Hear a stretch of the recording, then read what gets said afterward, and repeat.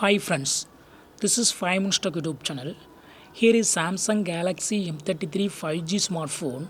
In this video, you will learn how to change call background. When you receive a call, there will be some background.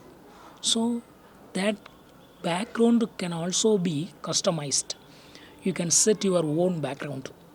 I will show how it can be done. First, go to this call button and click on these three vertical dots. Click on settings. Now click on call background.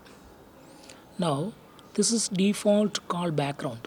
When you receive it, this will be the display.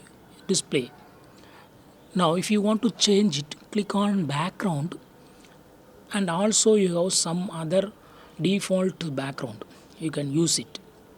Otherwise, you can use this plus symbol to add your own background. Click on this plus symbol and you can select from gallery. First option is select from gallery. Second one is create using AI emoji.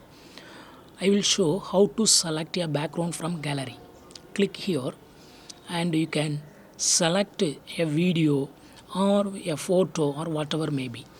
I select this photo. Now this will be the call background. Okay, click on set as call background here,